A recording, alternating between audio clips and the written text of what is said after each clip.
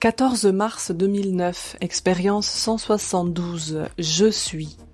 Donc jeudi soir, en résumé, ils m'ont encore fait sauter une couche et tous les problèmes cachés sous le tapis sortent avec. Il est assez clair que là, c'est d'ordre spirituel et ça touche principalement les vies que j'ai passées sur Terre et leur raison d'être. Donc la lumière me prévient que ça va être lourd et qu'il vaut mieux aller acheter de la bière. Quand même elle me suggère de me bourrer la gueule, c'est que généralement je vais déguster. Donc j'ai pris l'apéro en discutant tout azimut avec elle. La lumière est un excellent compagnon de beuverie, parce que, en premier lieu, elle ne boit rien, donc toute la bouteille est à toi et le saucisson avec. Et ensuite, elle ne se lasse pas de te remonter le moral avec plein de phrases bien choisies, décidément un sens de la psychologie inimitable, et en plus en balançant plein d'amour dans le corps partout où ça fait mal. Donc très bien finalement.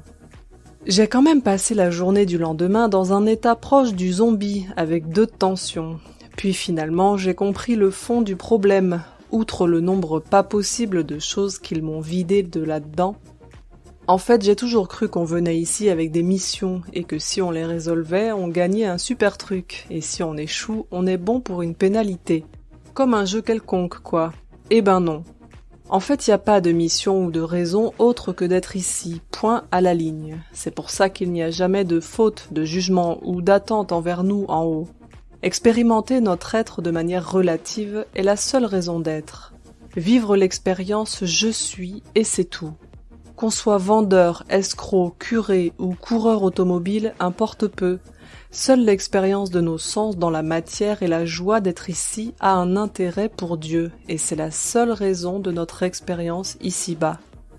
Le reste, les péchés, les jugements, les fautes, les bonnes actions, sont des catégories inventées par le mental qui n'ont pas lieu d'être pour Dieu.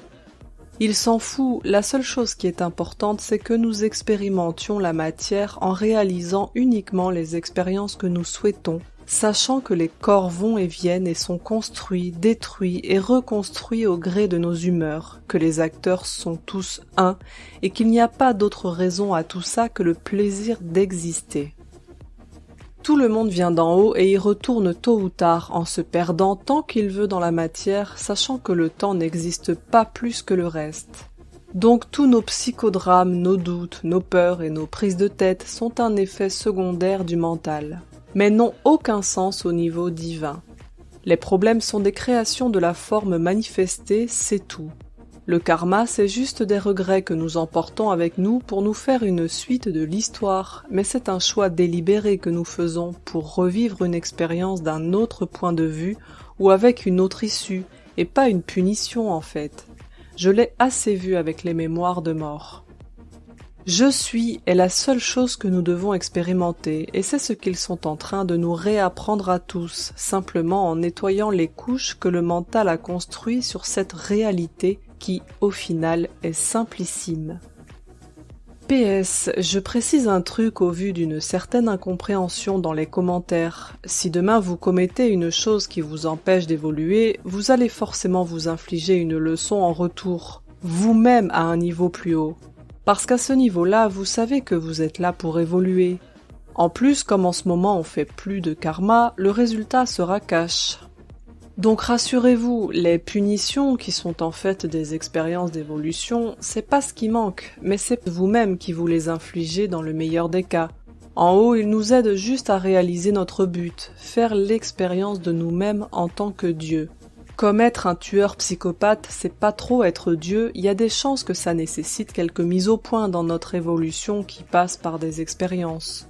Donc rassurez-vous, avant qu'il n'y ait plus de punition, il faudra que tout ce qu'on refoule devienne bien plus conscient et pour ça, il y en a pour un moment.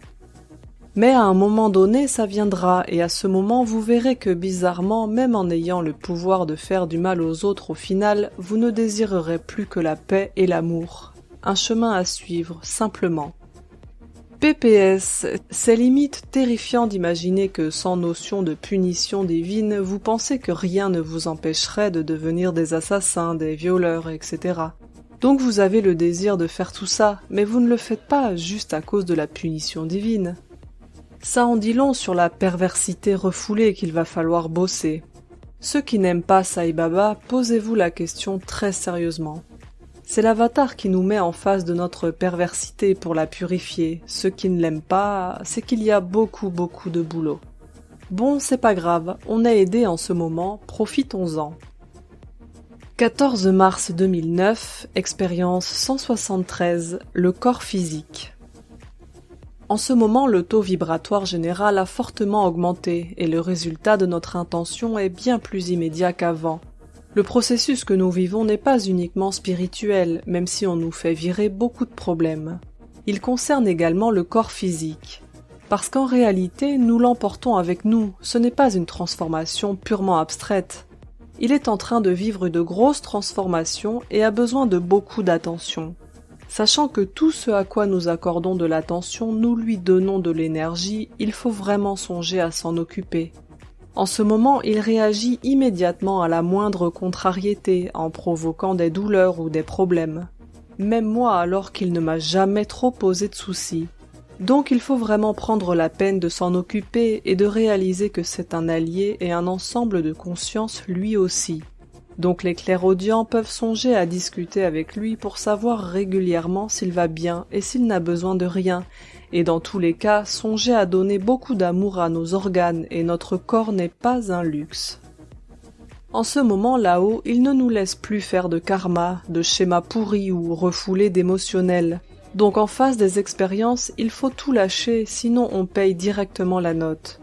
En gros, si on s'accroche à un de nos problèmes, ils nous le font lâcher, quitte à finir à l'hôpital.